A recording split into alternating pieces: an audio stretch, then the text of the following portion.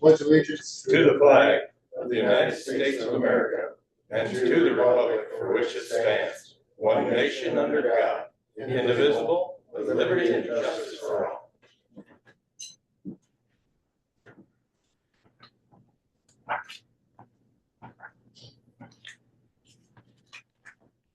All had a chance to review the agenda. Yes.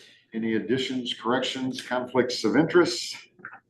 If not, agenda will stand as printed. Move on to the reading of the minutes. March 17th, 2026, the Board of Supervisors met at 9:00 a.m. with Kyle Schultz, Vice Chair, presiding.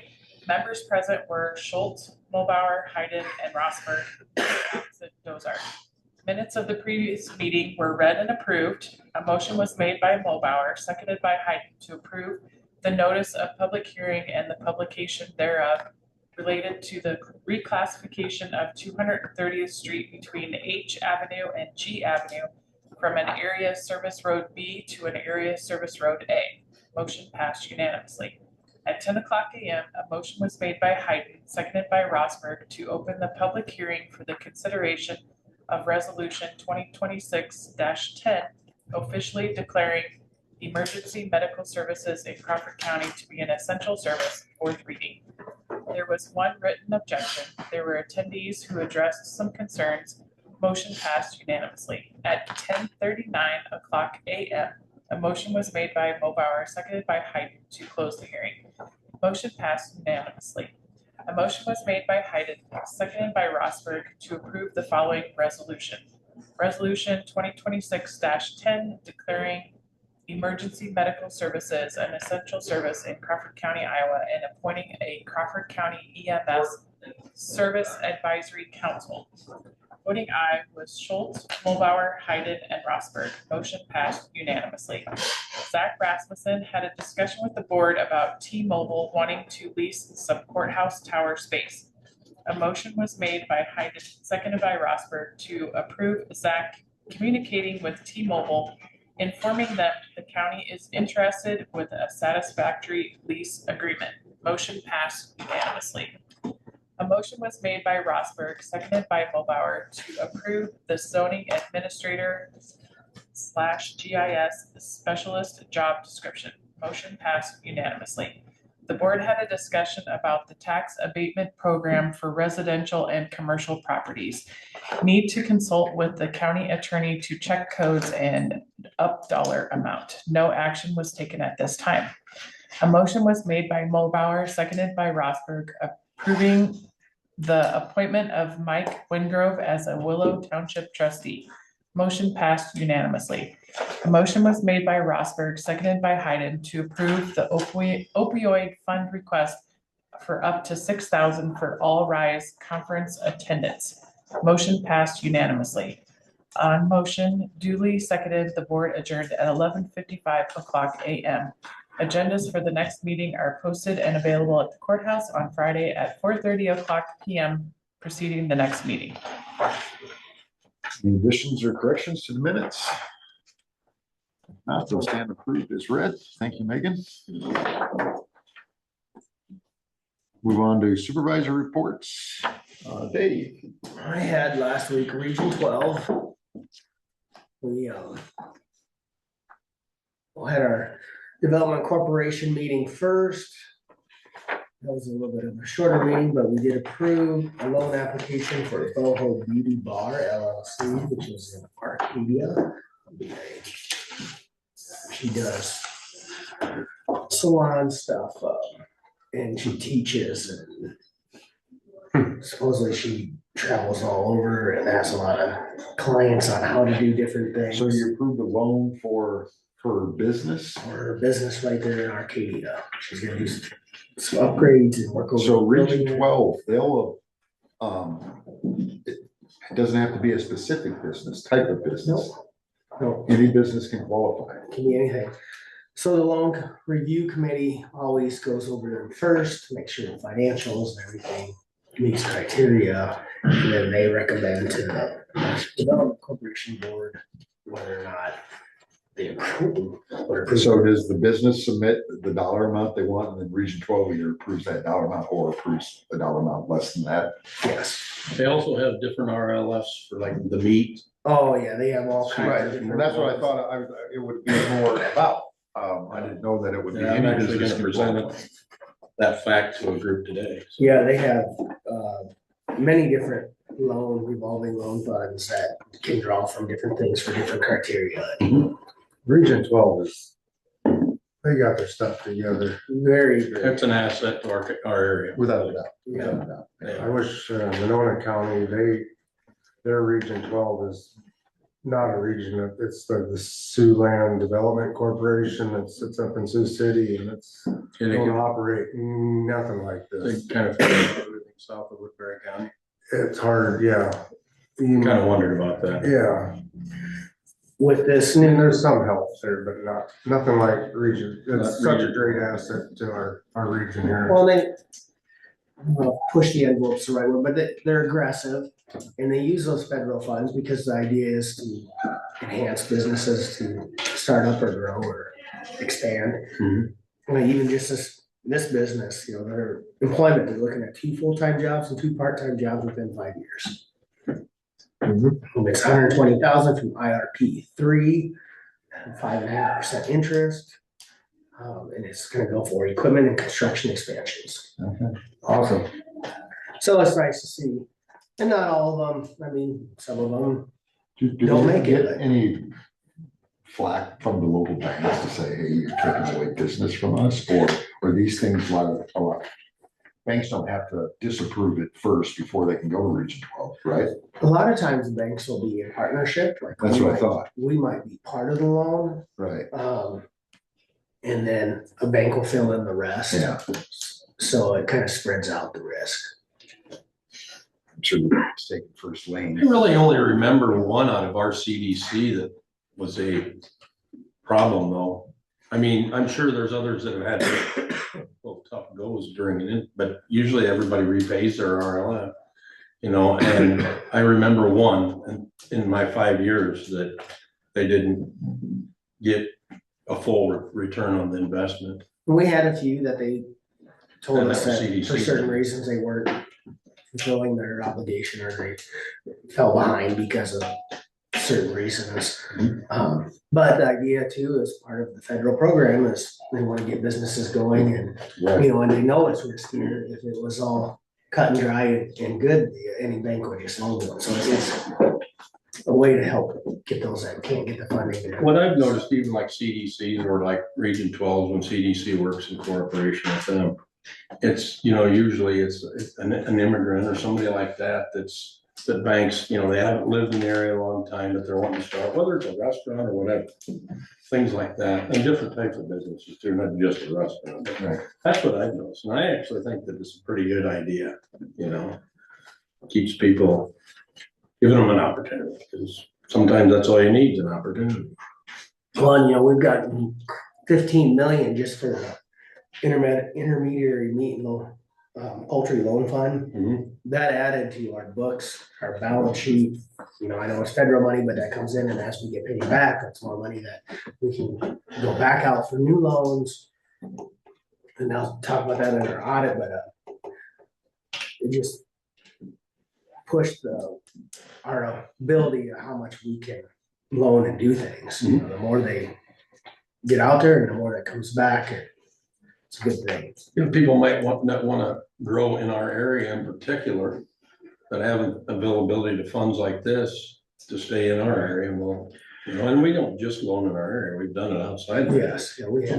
Because when you got a community like in Arcadia, you don't have back in many years ago, every little small town had their own local bank Yeah. that would support the community, and now, they don't have that. And we've got more regional banks, and they're not privy all the time to what that small community needs, but Region 12 seems to yet connect with those small communities and sees the importance of, expansion, be it in Arcadia, be it in Denison or wherever it's needed Well, then throughout the county. even for the Region 12, it's not just the loans that they give out for business development.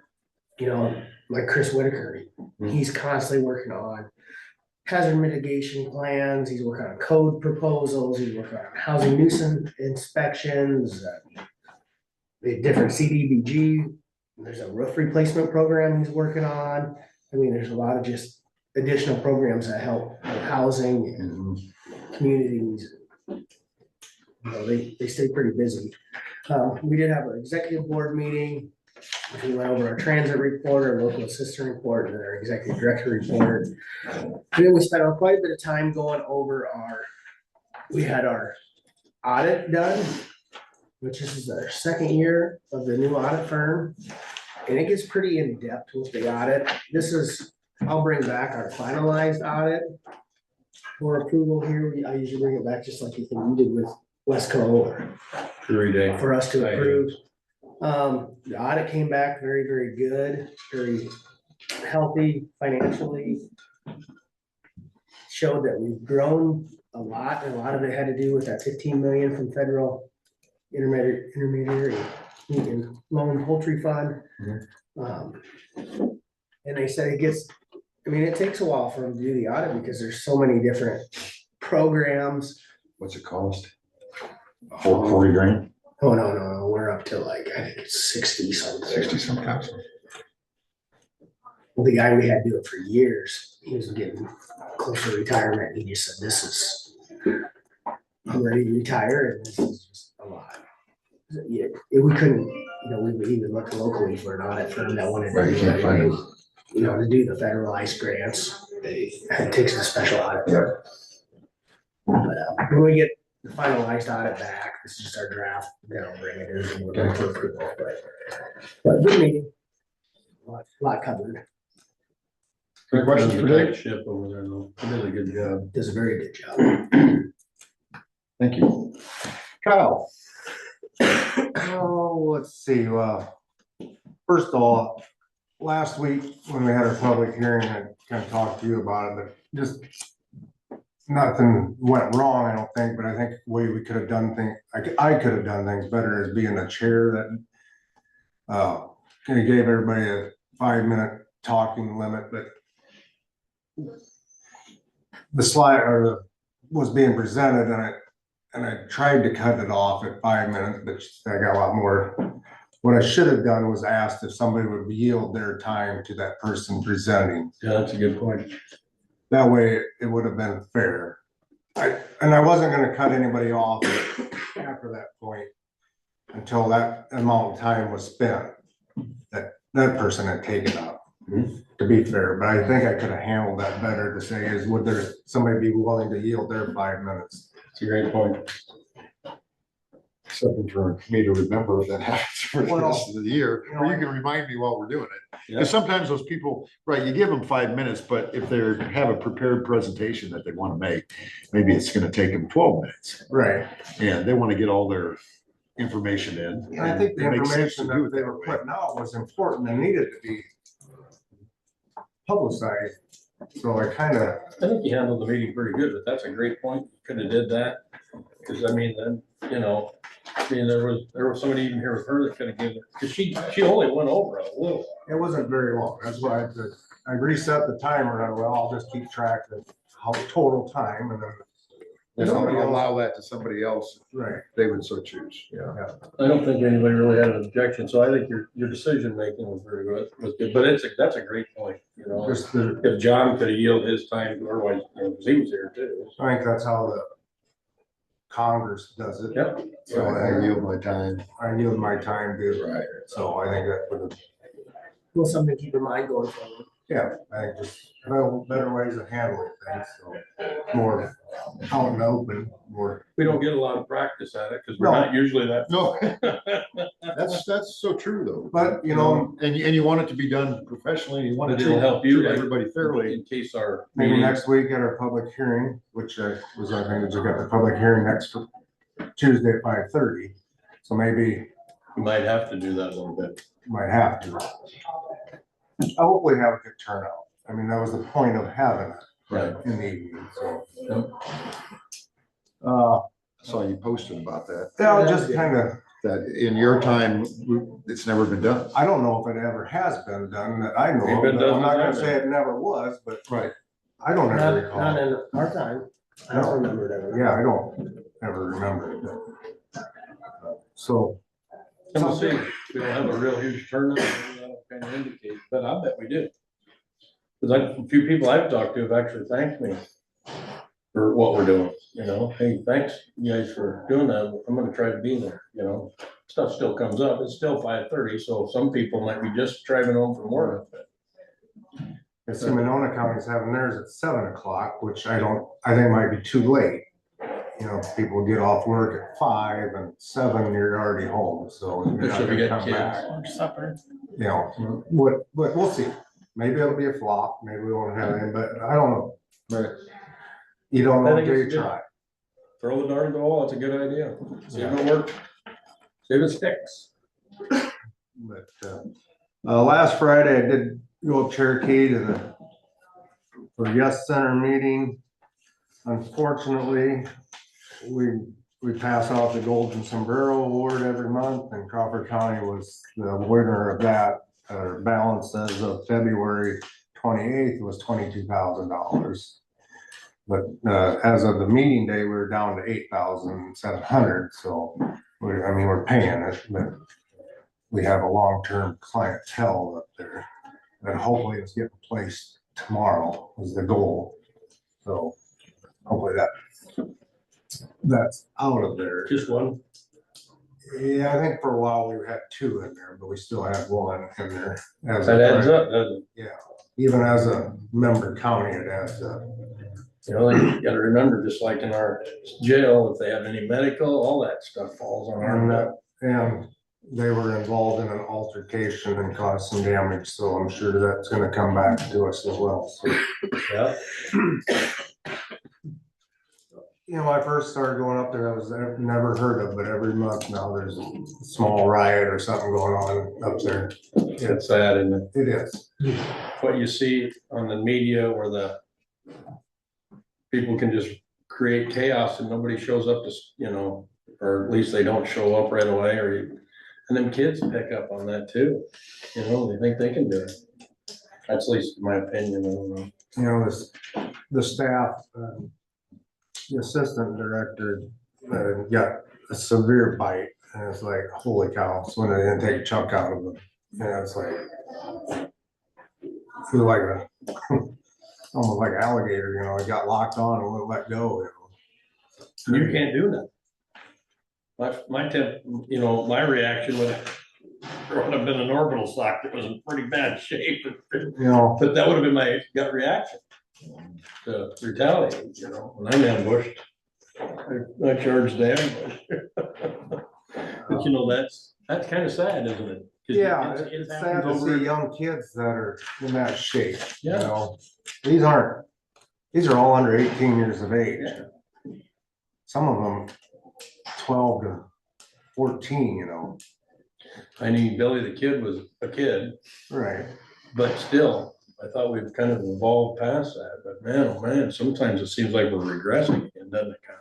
Yeah, their studies show the family structures have maybe fallen apart and kind of, but I'm no specialist in that. Sociology isn't your high. No.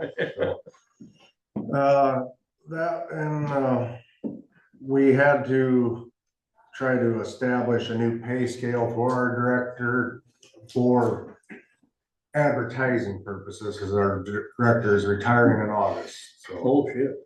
Really? yep, she'll be 67 and she's gonna retire. How many years did Cheryl be there? Well, she was hired when the last director was, your dad would have been there. Yeah, that's When right. they fired the last director for embezzling funds, so, Your dad was on when she got hired? yeah. That's been a few days Yeah. I think Gene Miner said that was one of his first meetings. That was, yeah, his Yeah, first meetings, they had to fire the old director, so.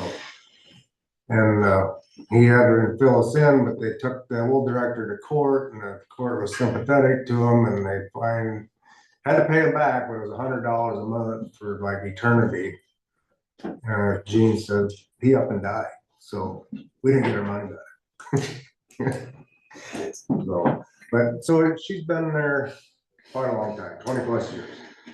20+ years, and but she currently gets paid $115,000, but we set the new pay from 95 to 110,000 based on experience.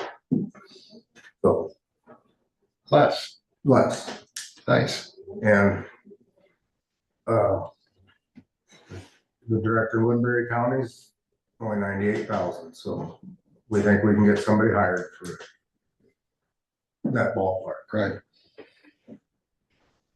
But I said, like, we've had to hire an assessor and an engineer within the last 12 months, and that don't always mean that we will get somebody hired for that. So the market will dictate where you go. Exactly.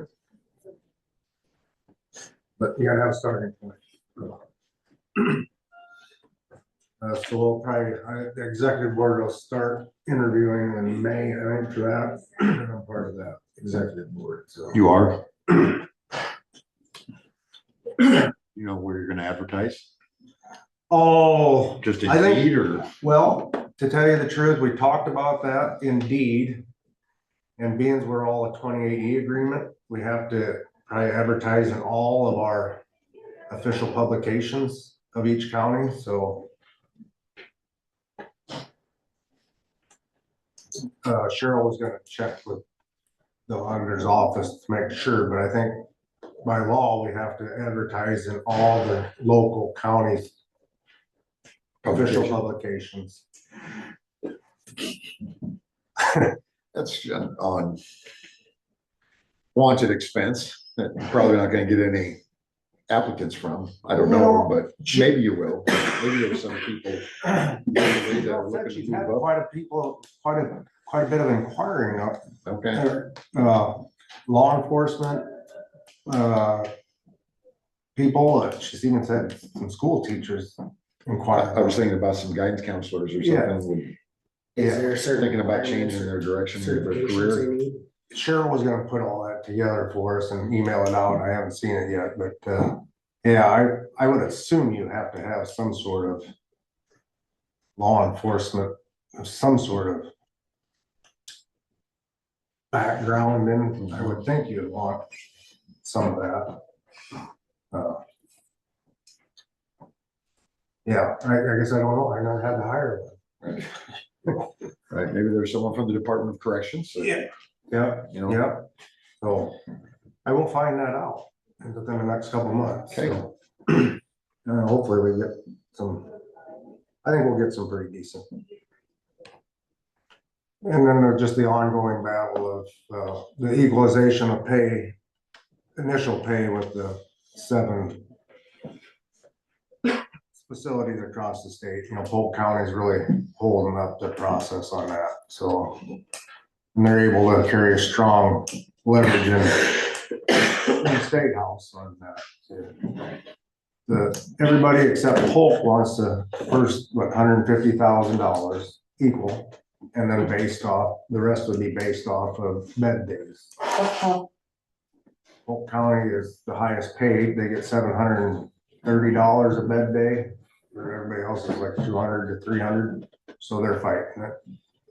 They want it all on bed days.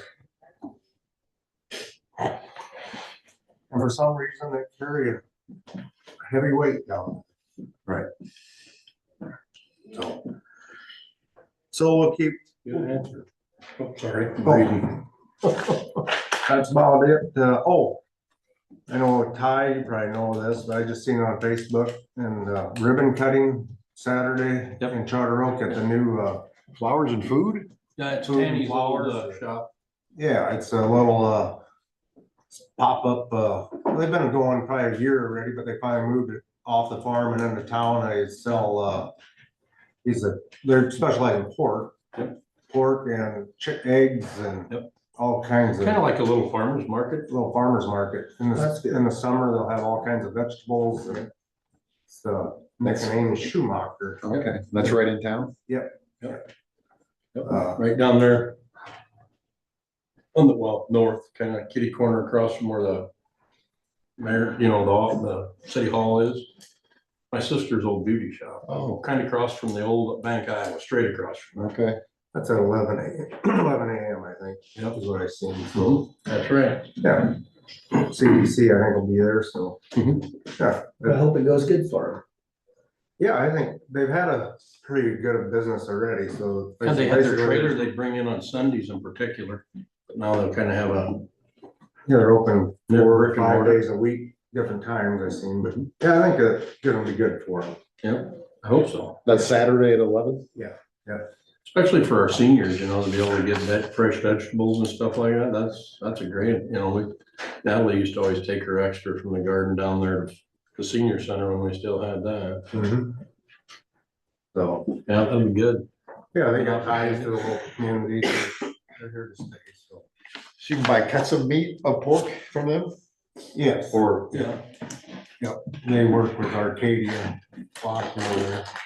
And they're friends with the Gresses, so they want to cut in their beef, and these guys do the pork, and so. okay, That's all I have. I'll just, briefly, we did have a Wesco meeting yesterday. I'll just pass this around. This is kind of some highlights for the year that they put in what they call an impact report, and pretty good stuff that they put in there. I will just say that I mentioned that Wesco's it's been a difficult year financially for them, and they've taken their big battleship and turned a corner, and profitable month last month. They're predicting profitable months for the rest of the fiscal year, which is just like ours, ends June 30th. So they've kind of turned the corner there. One thing that I think they're making an offer either today or tomorrow to someone to come to work for the Wesco Foundation and head that up. And they found someone that actually lives in Denison that is a previous grant writer and had worked for other nonprofit organizations. And he personally thinks that by year one that he can generate between $100,000 and $500,000 worth of grants from contacts that he has in the past. Nice. And so they're looking at paying that individual and putting in a bonus structure if he gets, between 500,000 and $1 million, certain bonus, over $1 million to $2 million of different size bonus. And how they work in the grant writer. So something Wesco's never done in the past. But they see that if we want to continue to grow, to totally rely on Medicaid funding from the federal government is maybe not something that is the bones for long-term success, that we need to diversify and get other sources of income. And so they hope that this individual will do that. They were real happy. I didn't sit in on any interview, nothing like that, but it'll be interesting to see if that's how that individual performs once they hire him. I have talked, I know, about the what do you want to say, the high-tech homes that they're going to, and they kind of gave us they hired an individual to run that smart house program, and he came in and showed us all the things that they can do, and it's amazing technology. It's just, can be used for so many good things. It's a shame that so many people have to use them for bad or things that undermine the good that other people are trying to do. But as far as monitoring the people that come and go inside the house, they can, sometimes people are forgetful to lock a door. They can automatically now lock a door, from their computer screen at Wesco, any of the homes that are under this. They're monitored who's coming in, who's going out. As far as your meds are concerned, your meds now come in like it almost looks like a laptop. You open it up and it's got rows in there, and they can have the pharmacy pre-do that every month. Little light comes on telling you, hey, this is today's meds that you're supposed to be taking. That's the flashing one. And if you don't take them by like 1 o'clock at night, it starts beeping, telling you, hey. And when you open it up, it's got your picture and your name on it, so you've got the right screen. I don't have Dave's screen because I look it up. It's got Dave's picture on it. It says Dave Mulbauer. That's not me. gotta go to the next one. This one says Craig Dozark, my picture, okay, that's mine.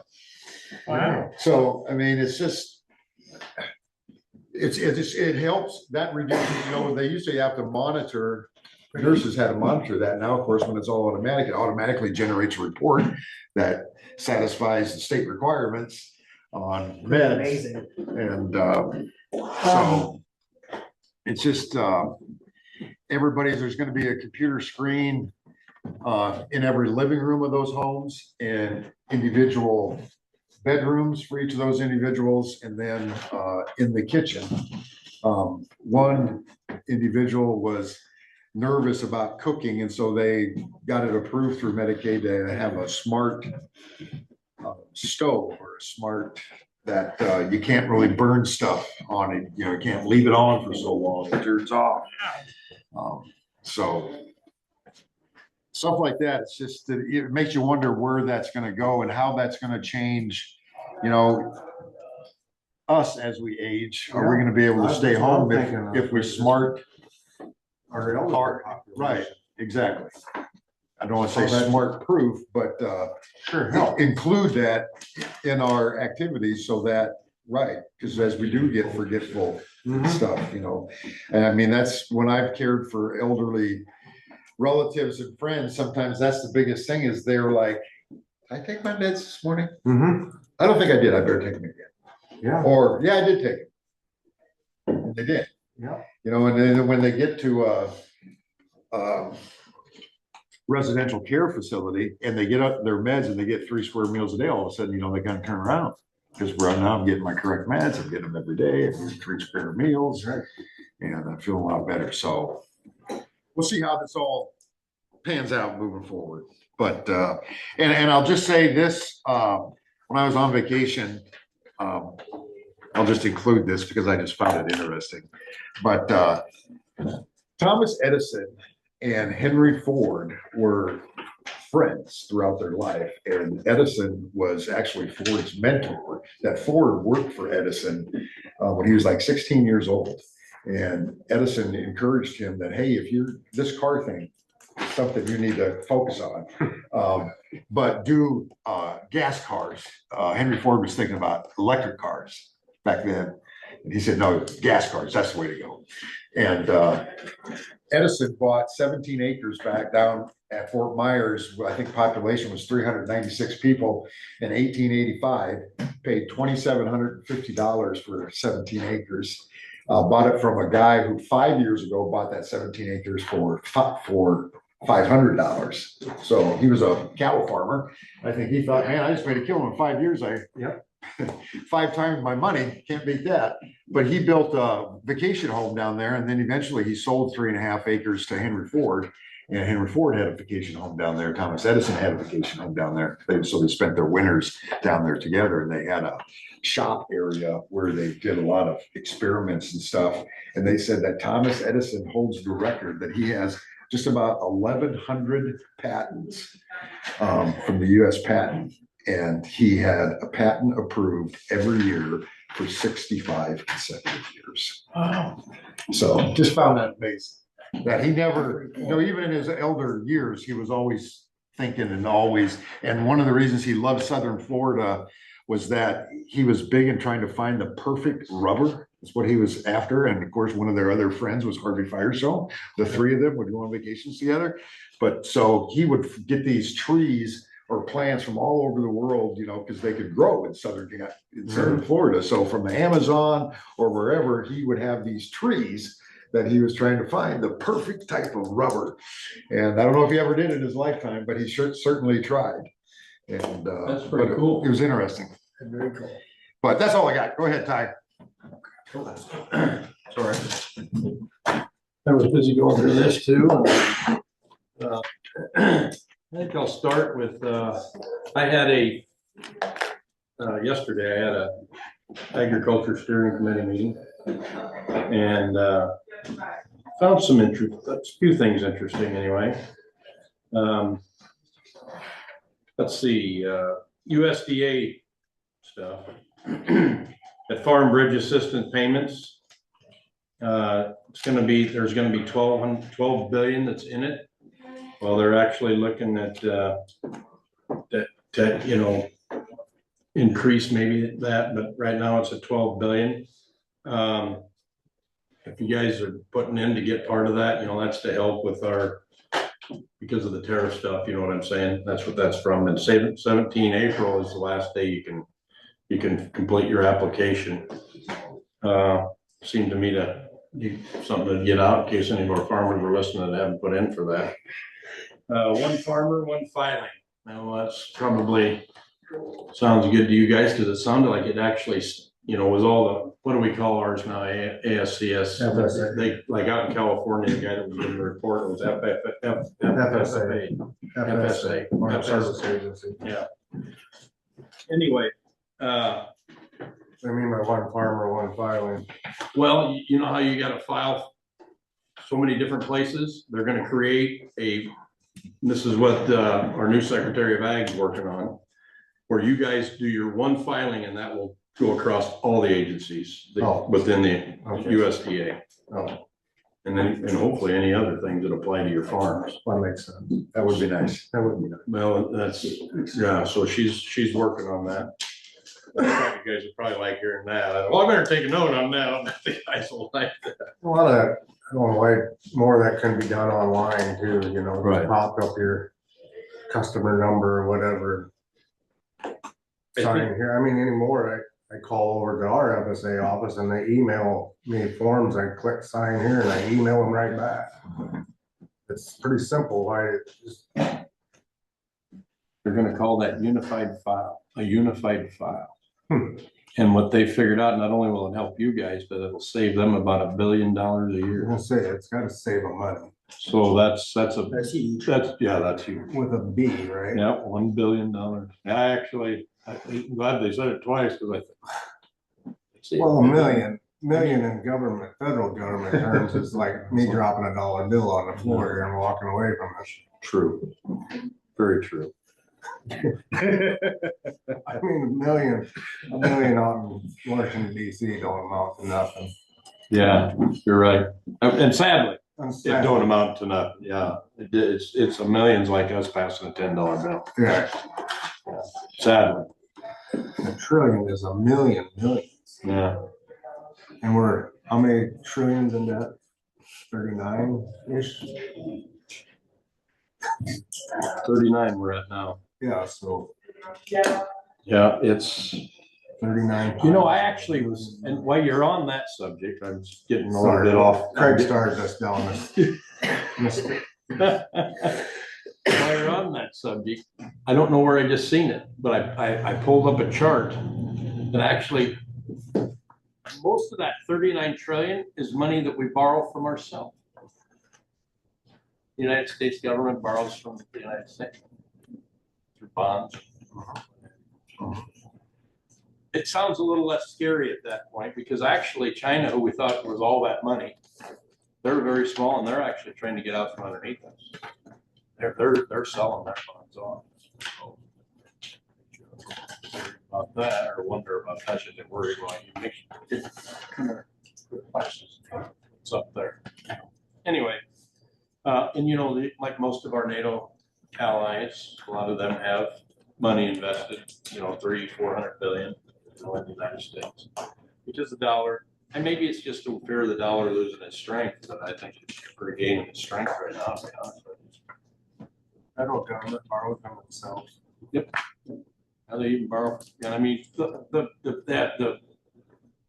federal bank will borrow money and then obviously through bonds and stuff. I mean, anybody can buy them. I don't know if the federal government itself buys it. I mean, when I say us, I mean US people, you know, investment groups, you know, stuff. You look into our, like if you got a 401k or however you're building yours with IRAs, your retirement, I would assume that there's bonds in them portfolios. So different things like that, you know, solid 4 to 4.5% interest isn't a lot, but when it's stable, it's good, you know. I mean, that's what Sherry's usually getting on our CDs over here for our investment funds, you know. Shoot, I forgot something. Anyway, continue on here. Dietary program, USDA dietary program to alert citizens on what we should be eating. Got a lot to do with MAHA. I guess that's what we call Mr. Kennedy. But the new guideline is really, really simple. He said, eat real food. So eat you guys this food that you're growing and don't eat so much. You know, so like what we're talking about, our new little shop in Charter Oak, eat real food, stuff from the farm. You know, I mean, I think they'd like to see us do more, you know, of our farmers markets and stuff. You know, I mean, they're very popular. You look at Des Moines, they got a nice farmers market, and that's very popular. So I mean, and you go over in Europe, a lot of they have. When I was stationed there, it's been a few days ago. Their normal in their house, their normal fridge would be about halfway between what we normally have and a college dorm fridge. They weren't full-size fridges like we would think of it, because mom went to town and bought groceries every day, you know, came home with fresh vegetables and stuff like that. So healthier population. So I mean, it's something that we need to think about, you know, in our local communities. My daughter said about Scotland too. Yeah. She called one day and said, could you just take a picture of a box of cereal and send it to me? There's no color in anything over here. Is that right? Yeah. Yeah. There's no additives or preservatives in any food. You gotta wonder, you know. I did see it. You'll get something out of this, Dave. Our farmers' cancer rate is actually not the highest in the nation. Our farmers' cancer rate. We're actually in middle of the pack on that. So that, you know, because everybody's always blaming our farmers and their chemicals for all this cancer. I should take blame, but suspicious that that's what it is. And I thought that was a pretty interesting statistic. And I can't remember where I've seen that, but I've been trying to do Craig's job lately too. And I'm always rolling around and hitting Google and Gemini. Tell me about this. Yeah. So what farmer population was the highest? Oh, I don't remember even seeing that. Because it just basically pointed out about Iowa, because I asked that question about our cancer rate. We were like middle of the pack. And I thought, now that's interesting. So maybe Roundup isn't the ultimate demon. Maybe it's actually how we use Roundup. I mean, you think about when Roundup was new, I don't know if anybody ever put a pair of gloves on it or something, put it into something. But now you guys get all your trainings and stuff that you're mandated to actually take, you know, on you know, for use of chemicals on your farm. That's kind of, anyway, telling, maybe something that, you know, and I just you know, before ISAC, I had my oncology appointment. So that day I was even asking her, that was my last appointment with her, by the way. She's moving to Rhode Island. She got married over the summer. So I lost my good doctor. But I'll get another one. She said the one that's coming, she said she knows her, she's very good too.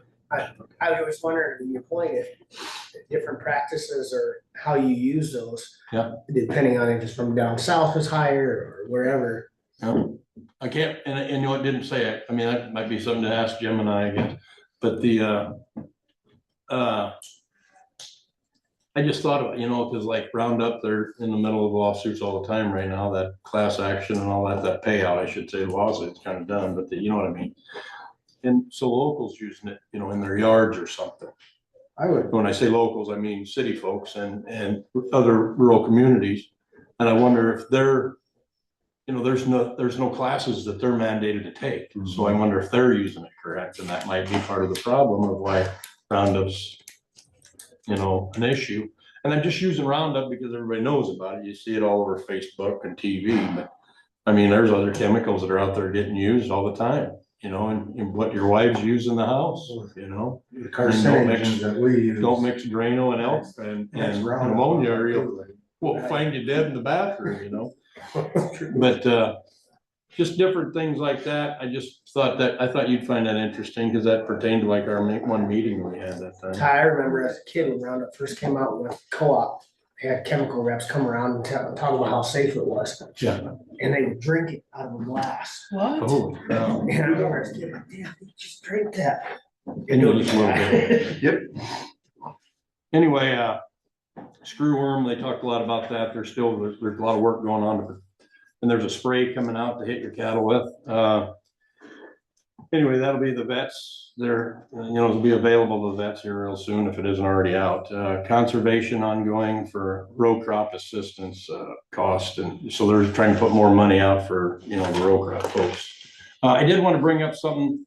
I got a mail back from Lucas already. I just sent this morning to our legislative team. Kyle brought up something about that article, and so I started doing some digging because I thought, how come none of us ever get called? I mean, Dave's right at the top of the ISAC food chain. You were a Doge. How come no supervisors from Crawford County or any of the counties that we work with a lot? How come none of us or none of our auditors or none of our assessors are getting called to these committees to testify when we're doing a property? How do they really know how it's going to affect us if they're not talking to us? You know what I'm saying? And they did talk to a few. Abby, Moss, that's running for auditor. She's been working with the Senate, and Lucas thinks that's probably why their bill's pretty decent, is because they are reaching out, not necessarily just her, but because they're doing some reach. But he actually kind of went over some things. Dan SRP, the Clinton County Supervisor. I wish they were talking to more of us at the small counties. But then Kyle, I was talking to him, and he brought up even like Dallas County. I mean, they're not talking about, if we have a 2%, 2.8 was what we had at the end of 25. That was our cost of living. It got down to 2.4 in January. I'm going to assume that what recent activities have brought it up, probably back up in the 3s or better,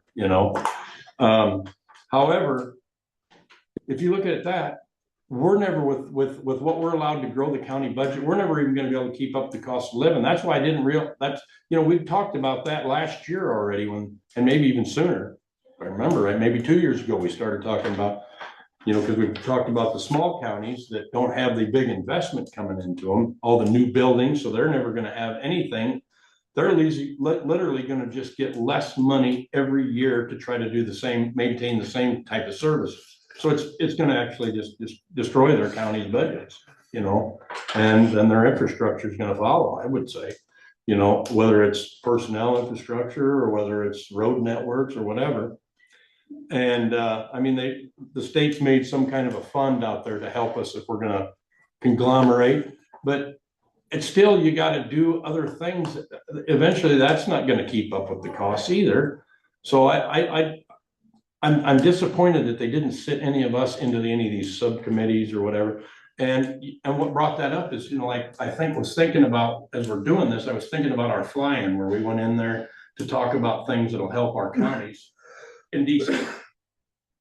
And it doesn't seem like we do that a lot here. Now, I'm not saying that this isn't something that Lucas, Jamie, and Andrea don't have planned, because as I'm reading what Lucas responded, it looks like they've got future plans, because they're even talking about having media blitzes and then having some of us talk to stuff and be interviewed and stuff like that. So that because what we've recognized is people just don't realize how the money is spent and where the money is spent in the counties. Even people that we talk to regularly, so they don't realize that we're working hard to put our monies to work for them, and we catch a lot of grief about that anyway for being as frugal, try to be as frugal as we do. But in other counties as well, I'm sure having the same issue. So, I just thought, I reached out to them this morning, and I got a pretty good response from Lucas, and any of you are welcome to read it, because it was a good reply. And really, the time it took for me to drive from home to here, he gave me a pretty in-depth report back. So anyways, I just wanted to get them things out before I hand over. So it'd be nice, Ty, when you talk about that, my mind is going, you're like, from the state's perspective, what would happen if they tried to incentivize the counties to encourage them to do the 2%? Yeah. Don't just force them, say, if you can get to just 2% or less growth, the state will give you X, give you Y, to help lower your tax rate, because now we're going to kick in because you're proving that you can be responsible spending. Get you a backfill. Right. Instead of saying now we're only going to spend the 1.2. There is no incentive to do less than 2% growth. Every county is going to be at 2% growth. Well, Kyle, you were reading it, HSB 596. Right. It's actually going to kind of punish us a little bit from the perspective of having reserves, and we put our reserves to work to help reduce our tax asking. You know, I mean, so I don't think they're actually looking at what all of us are doing. I mean, if you're out there just hoarding money away and, you know, taking away taxpayer dollars to do nothing with. They're gonna force you to take the maximum tax asking you can every year, just in case next year. We'll have to now. That's what And then the other thing is even like on 718 and some of them, you know, well, even before that, that 3.5 and the 3.95 in the general and the rural, the basics, you had to max them in order to get the help from the supplemental to help pay off all your insurances, you know, to pay for your insurance, IPERs and all the other things that we really needed help paying. And I mean, you had to do that. So, I mean, you were forced to. Now hopefully this year's budget, we're doing a little bit of And we're, like I said, cannery to get in through the that. rural counties, obviously, but the counties that are growing so fast that can't even keep up, they're gonna be Yeah, in a bad shape as well. yeah. I mean, well, like you brought up about Dallas County. I mean, they were just desperate to try to keep up with infrastructure. I mean, that's where all their money was getting spent. They weren't blowing money on anything. In fact, their secondary roads and all them from, well, we're not gonna be able to get you new any dump trucks or anything, because we gotta put in 50 miles of new road this year, you know. And I mean, I don't know if you guys got any experience with that, but it costs us $1 million plus to put in a mile of highway. That's probably just 4 or 5 blocks in the city, because by the time you put in your drainage in there and you put curb and gutter and all that stuff, I mean, I'm sure that's gotta cost a boatload more per mile than what we're paying. Oh, I'm sure the traffic. Or organizing that kind of construction effort in an urban area would be phenomenal. So in any event, these are just things that, you know, I was thinking about that, you know, I don't think taxpayers are very well aware of, and the state's making it out like it's at the county level. I mean, because that's all they're talking about. I know. On this property tax thing. It's like we're the culprits here. And I mean, they don't talk about all the mandates that they throw at us, for goodness sakes. That's expenses that are thrown onto our taxpayers, property taxpayers. I don't know, I just, you know, and I'm not trying to blame them. They're trying to do their job, but if we work as a team. I'll let you go ahead and blame them. Thank you. But I'm saying if we work as a team, aren't we gonna do a better job? I would agree with that, Ty. So I'm sorry, I'll get off my soapbox and hand her to Ben if you wanna do that too. So Ben, Tim, thank you for coming. I guess before you start, I'll just gonna add one more bit of worthless information that I found intriguing. Was that my youngest son, kind of a math whiz, he's a software engineer, but I texted, I said, okay, Mr. Math whiz, I said, how many brackets, since we're in March Madness, college basketball, how many brackets would you need to fill out to cover every single scenario of the 64 team field? And you know what the answer is? 9.2 quintillion. I've seen that. That you would have to Just do, recently. and a It's in the quintillion quintillions. is a million trillion. I can't even wrap my And mind. you'd have to do around it. 9.2 of those to fill out, to make sure you got every single scenario, because on ESPN.com, they had 26.5 million people filled out, brackets filled out, and after the first 2 days, there were 10,000 perfect brackets left, and after the first weekend, there were none. So if you people remember, what was it, like 5-6 years ago when Warren Buffett offered $1 million if anybody got a perfect bracket? Yeah, he I got, remember that. there was no way he was gonna have to pay Yeah, $1 he million knew dollars, it. but he got a lot of free publicity off of that. Knew it again. Smart man, because he knew nobody could do that. Yeah. So I turn it over to you guys. That is interesting. I did see that article. Okay. And I was like, it's in the quintillions. That's amazing. That's a number that's hard to even comprehend. It is, yeah. But, well, I don't have a whole lot of new this morning. Okay. The HMA project, we still don't have a start date from them. Of course, late start date's June 8th, but still haven't heard much as far as when they intend to begin the project. They do have their millings that they're getting their mixed designs ready, but Are they setting up down there? I heard they were gonna be down there, They are. training down up in Woodbine. yeah, they're setting up down at that So ground. they are doing that. They are doing that. There's probably at least a plan in their mind. They just make sure they. Yeah, the guys I talked to out on the site said they usually, they plan on coming up their schedule first week in April, so there's that, you know, I anticipate we'll learn soon, you know, when they're starting, but it necessarily affect us too badly, you know, they'll get started when we get I'm started. more you know, worried they have about a the late start end date but, than I am the start date. When they're done by a certain time, get done Right, before the end harvest. date makes it, and they got plenty of working days for it. I don't anticipate that they'll go beyond that, so. But yeah, it'd be nice to know. More so for our gravel haul, they wanna kind of get that area covered, so. Yeah, good. And they will likely get started down there earlier, just to kind of get that area covered, so we're out of there right away, so. But again, kind of repeated a lot, you know, on that, but that's kind of where that's at yet. Drake crew, they do anticipate getting started up on E Avenue, when conditions have been, do a little bit of tree removal here and there, but we're still looking for a part-time guy for a heavy equipment operator on the Drake crew. We got that as a discussion item there, never low, but they'll get started grading as soon as conditions allow. So, and bridge crew, they're working on some culvert head walls and whatnot. It just kind of wrapping up a few things like that where we got some short, large diameter culverts that are sloughing off. It just addressing some issues of that nature. And then I believe they're going to reset some sections along L51 there where we're going to do our paving, get that done before construction starts there, and that way we're not, you know, it's done before they get there. So, but aside from that, they One will comment on that, do a better job than the crew that did 141. Last year when they put all them extensions on, because they're just a big hole. They must have backfilled them outside is all last year. So. It's just all simple. yeah.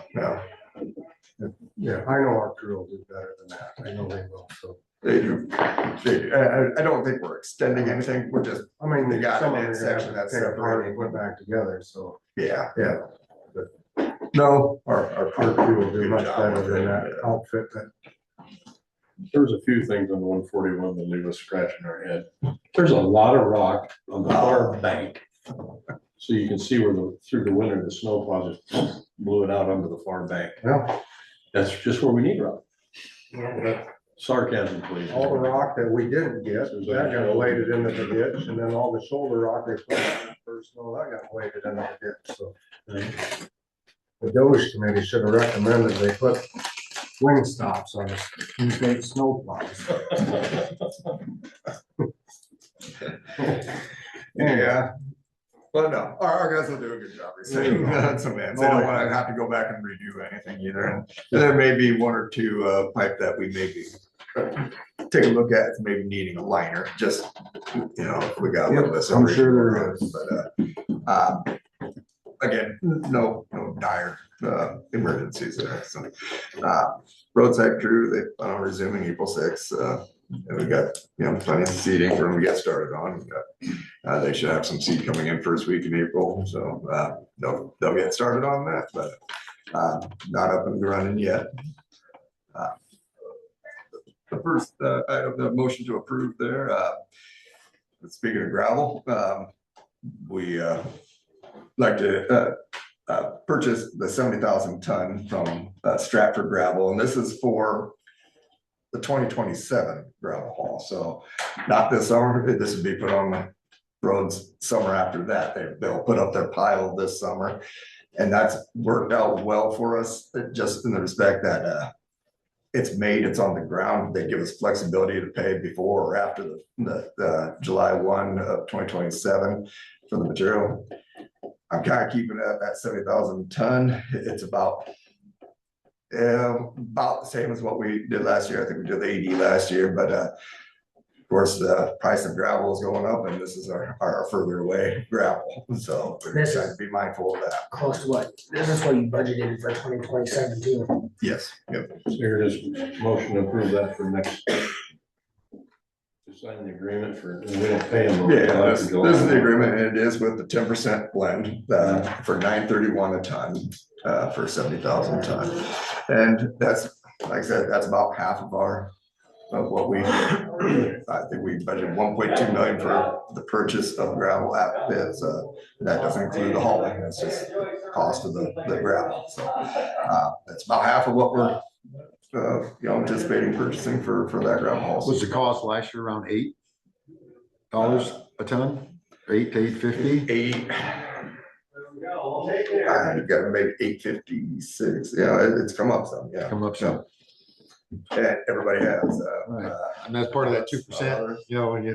other suppliers have come up a whole, 95 cents a ton, from one pit and 45 cents a ton out another pit. Okay. It's pretty well So, across the board. Before I forget, I had someone ask me about the gravel pit down by Logan. Is that things? They're not producing. They're not gravel. producing. That's, I didn't think they were, but I was asking, I wasn't 100% sure, and I said, I'll ask Ben sometime when it's that. Doug from Hallett's, he was. Who in the owns that? office. Who owns that? Hallett's. Hallett's? And so we have before, a long time ago, purchased gravel from them? In the past, we In the have. past, we have. I think the pit itself just doesn't have the material there. What they're producing out of there is more sand. Gotcha. More sand. But, Okay. but no, they're not producing. That's why if we, actually, we checked on that, if we had a quarry up here along the way, it'd probably be the same kind of rock. But we'd have to dig real deep like they do. The overburden is, I think there's gravel, There's a lot of, Just how deep it is, 20 foot or better. 20 or 30 foot of dirt on top of it. That's always been my understanding, is that we very well may have gravel somewhere in the county, but to get to it and to produce it, it probably just wouldn't negate the cost effectiveness of it. So, At some point. yeah, at some point. I'll entertain a motion. Get further away. So moved by Dave. Second. Second by Ty. Any further discussion? Not all those in favor say aye. Aye. Chair votes aye, motion carries. Next time, 5-year program. I know these are sheets that I gave you, the guys a copy of last week. I may have made a little bit of tweaking, but it's basically the same items. I'll kind of pass these around this section. Basically, what you have is the overlay projects or paving projects, and the other sheet is bridge projects. And kind of what fiscal years we're looking at those projects.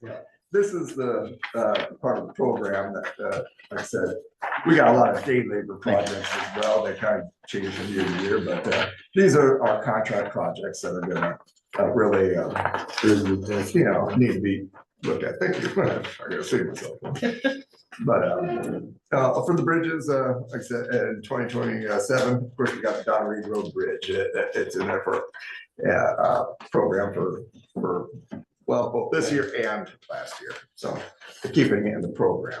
And this program, the 5-year program, is of course will need to be approved by the board. That's why I'm going to go over these with you, so you have an idea of kind of the directions and the way and where you think what you'd like to see done for projects first. But like I said, a lot of this has kind of been in the works for a little while and has been programmed from some time ago. But let's see, nothing in 2028, 2029 for bridge projects, but in paving projects, that's where we're looking at possibly doing that S Avenue concrete, kind of alternating bridge projects, paving project, not trying not to get them in the same year just for inspection reasons. But let's see. We do have the bridge south of the other bridge, south bridge that we just did in Vale there, the next bridge south of there. It was probably the next looking on the list for bridges that we'd like to replace on the paved system. A contract bridge around that 950,000 is kind of just what we're estimating for 2029. Nothing for overlay projects in 2029. Again, 2030, we got 2 bridges down by the 2 just on the highway right outside of Buck Grove there. I don't know. They're probably next on as far as the replacement. We're looking at possibly twin box culverts as a structure for replacing them. Again, a lot of this can change. It may need to replace it with a bridge. We're not really in that design phase yet, but looking at twin box culverts possibly as the replacement for them. And then in 31, looking at doing some more HMA, hopefully. We got well, we were looking at Yellow Smoke Road, you know, doing the overlay over the seal coat, seeing how that's holding up, see if it merits putting some over it, but it's in the program if we decide to. Deloitte Boulevard, or I'm sorry, Boyer Boulevard. We're looking at possibly putting an overlay across coming through Deloitte and through the Boyer Boulevard, where it's hard surface. And in the same year, trying to do it in a year where we're doing some other, maybe I'm still looking at Kenwood Road as possibly being the next large stretch of pavement that's probably gonna need an overlay. I got that out in 2031. Again, some of this can change. It may be we look at different areas. And there's little areas here and there, you know, a couple miles south of Manila there where pavement that could really use a leveling, lift over top of it to smooth things out. I know we got some, it's a pretty rough ride on a couple miles there. So, One down the road to Irwin, you mean? yeah. Okay. A couple intersections at with S Avenue and 55 north out of Manila there. I know that intersection getting broke up. You know, when they're here, you know, doing a little bit of paving, you know, if we can get those kind of areas done sooner the better. Wouldn't mind maybe even trying to sneak it in while the guys are here now, you know, on some of these areas that are starting to fall apart. See if we get a little bit of a leveling, you know, a little patch in some of these areas. But in a nutshell, this is kind of long-term, 5-year, or look at bridge and So projects. Ben, to read your charts, I guess that you have here, the BR is bridge revenue, is that right? Bridge replacement. Bridge replacement. FM is farm to market. Yes. So on the bridge replacement, when you see the beginning balance, July 1, 2026, what is that? What is that when it's negative or it's in red, 1.4? That means we're borrowed ahead, if it's in the red. So when you all the way to the right side of the columns there, you see the years. We're 2.2 years borrowed ahead. We can borrow ahead up to, I believe, 4.5 years worth of revenues from the bridge program funds.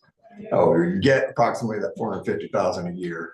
So on July 1st, 2029, we dump more money in there. Is that how that works? Or every year you put 450 grand in there? Thereabouts. We don't know exactly what that number is going to be, but we estimate around that 450,000. Okay. Yeah. And so when you see go across the Donna Reed Bridge, it's going to cost the taxpayers of Crawford County the secondary road revenue of 120,000, and then the bridge replacement revenue of 450,000. Is that true, or is it just going to cost them the 120,000? You expect the total expenditure to be 3.1 million for that bridge? 3.1 million, but of that, 298,000 is of other revenue. 2,980,000 is coming from grants. Yep, raise grant, and then there's special bridge funds that all programmed in there. I still see what these special bridge funds are. There's 500,000 special bridge funds. Not sure what that revenue source is. I have to visit with them about that. But the 120,000 is approximately what we were looking at coming out of FM funds. Paul and the city got real creative on that Tennessee. On Donna Reed, right? They got pretty creative. The city, there's a lot of city bridge funds in that. There's a lot of bridge funds from the city. Yeah. We contributed some because we use, you know, it's off of our county pavement. We use that. FM, We use it. FM money. Our FM money is going into it. Yeah, typically our FM funds we reserve for our paving projects, but this being a bridge on the FM route, you know, to be able to put some towards that coming out of our FM account. But yeah, the 120,000 out of the FM account for this. Craig, and I remember Paul saying once that like where we're borrowed ahead all the time, it's cheaper to do a bridge today than it is in 5 years. You see what I'm saying? So that's why we always borrow ahead and try to stay ahead on these projects that we have to contract. And that makes sense to me because it's cheaper so we can get more done with the dollars that we would have got in 3 years from now. You see what I'm saying? We can get more done with that. So and that makes perfect sense. So we don't borrow ahead on that because we can. So I think that's the logic. So gotcha. Help you. Because I think we've all sat through that explanation. I don't know that you have. And of course, we don't want to accumulate more than 3 years worth of funding without spending it, Yeah. then it starts getting taken away, and, yeah, not gonna let that happen. So, if they don't use it, they're gonna assume that you don't need it, so. Keep borrowing ahead. Well, I think Borrow that's why it. we're probably in better shape with our bridges across Crawford County than a lot of other counties. Otherwise, somebody else is gonna use it. That's right. One thing about our project, the HMA project, we let that at a great time, but for the I was thinking the oil same prices have thing. gone up, that helped tremendously on what we got for numbers, for Well, the our. prices couldn't have been any better when that was let. Yeah. Yep, so Right. we can be glad about that. So, Keep up the good work. anyway, Okay, thanks. hiring for part-time positions, we're still looking for, got ads going back out for a couple part-time positions that we're still looking to fill. One for equipment operator for the dirt crew, and another, it was another truck driver, sorry. Don't forget truck drivers. I'm not forgetting, we need them. But yeah, and like I said, applicants, we're just not getting many. And we're Think that's looking at partly exploring because it's different ways of part-time? getting word out, possibly going through avenue like ZipRecruiter or Indeed, something of that nature. We'll see what this round of advertising out for part-time positions gets us for applicants. If we're not seeing. What kind of truck there is? Semi or? Okay. For the Grand Mall. Okay. It is a part-time position, that we're asking that they have their CDL start. I don't know, if truck drivers probably know, they can probably make pretty good about anywhere, that there's that, so. Right now, they're making pretty good money again, so that is your competition's little stiff, plus It is. farmers gobble up a bunch of your part-time help for their stuff too, so. Yeah.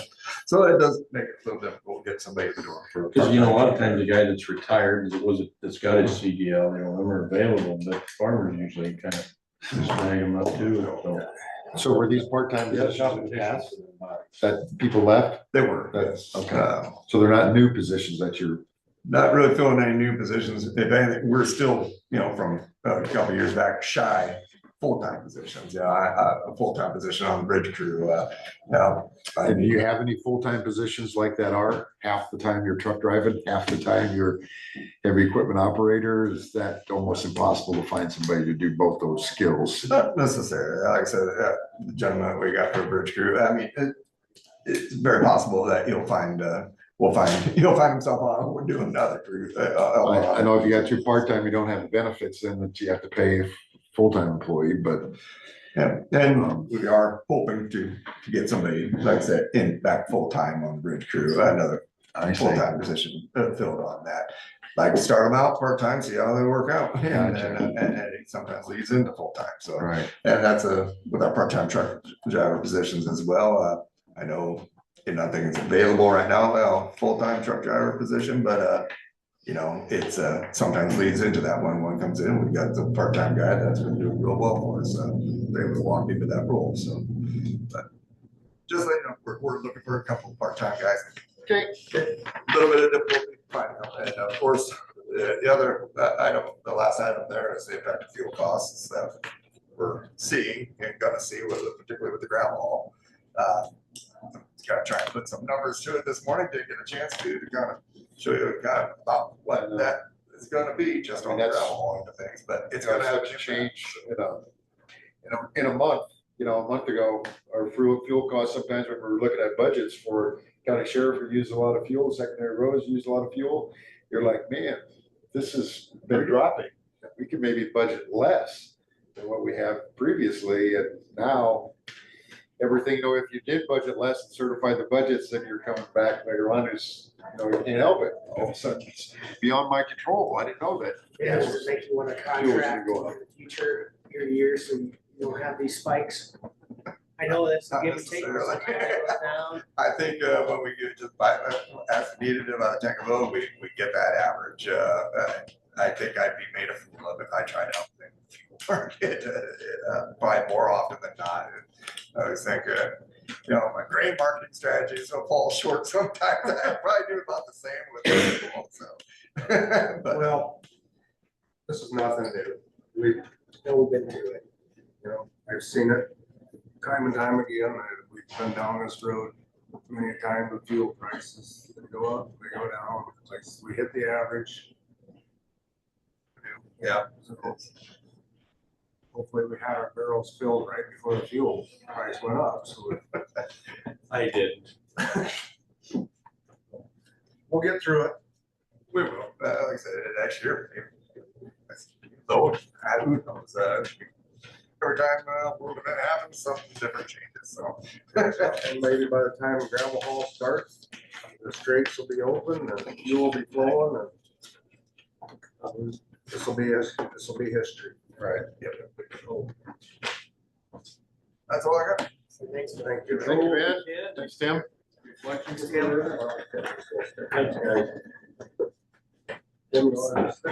Yeah. Craig, there's that. Okay. We'll move on. See where I got that one. Get the right agenda in front of me. And we'll move on to the appointment of Tim Berry as zoning administrator, GIS specialist. So I saw last week you guys approved the job description. And Tim was okay with that job description, I'm assuming. So I will entertain a motion. Thank Tim for taking this over. I'd make a motion to appoint Tim Berry as zoning administrator and GIS specialist. I'll second that. I have a motion and a second. Any further discussion? Thank you, Tim. I think we discussed starting wage. We should probably do some discussion on that, or we can do that afterwards or something, but Well, we need to know for budgeting. Yeah. Didn't have anything down in here, so I didn't have to put it in motion, but we can amend the motion. There's no wage on that. Okay, that's what I was looking for. There's no, it's always been added into somebody else's pay. You know what I mean? And now we're creating that zoning and GIS department, basically, you want to say, so it's already has, zoning has its own budget. So you guys just understand what's in that, what we're gonna use in a year, but So did zoning had its own budget, yes. and was it just the salary, or was there other things that went with that? The other stuff. Yeah, it's mostly just salary. Was it around that 7,500 figure?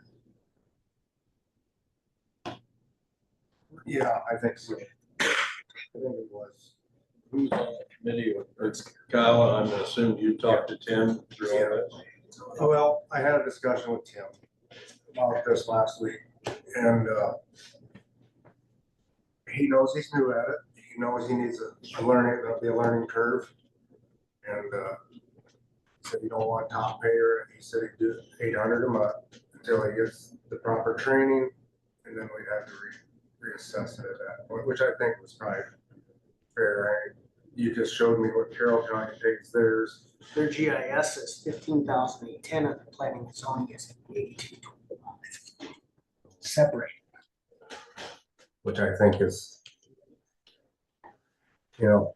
obviously we've been searching for a long time for somebody to take this, probably since you've been on the board. Right.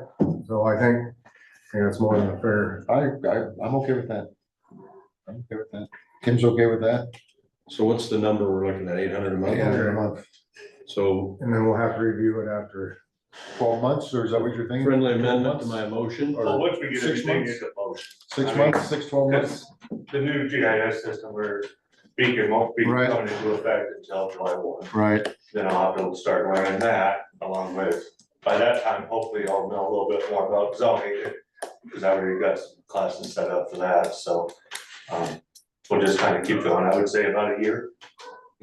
Or if we kind of come into it and everybody's liking how things are going, then we just say, okay, hey, this is going great, let's go from here. I think Reevaluate in 6 to 12 months, roughly. it'd be fair, Tim, to reevaluate in 6 months. So and then another year, but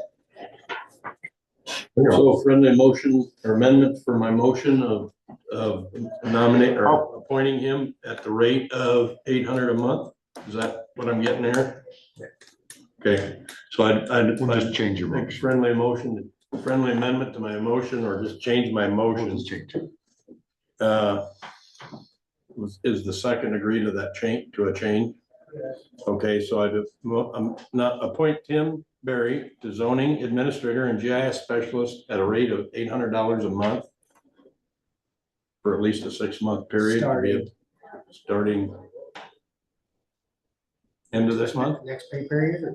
next paper. April 1. Or Let's just say. End of pay End period, of- this Thursday. Starting Friday. Starting Friday. Starting Friday. starting Friday. Okay. Starting this Friday, which would be the 27th. 27th. March 27, 2026. There you go. Give her a chance to write all that nonsense down. Are we clear as mud yet here, Megan? Got it. We got a motion. Second. Dave, second. Yeah. Dave with the second. Any further discussion?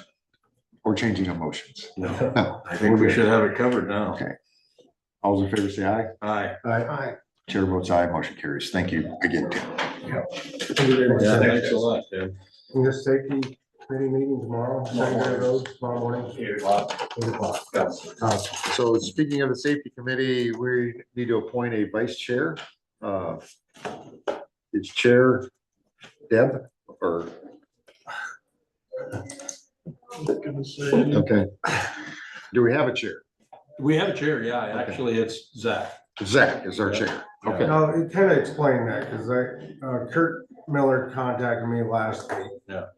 And he was kind of, that's why I got on the agenda, because Okay. they were having trouble, where I understood, getting meetings put together, or, Yeah, Last 2 meetings have been canceled.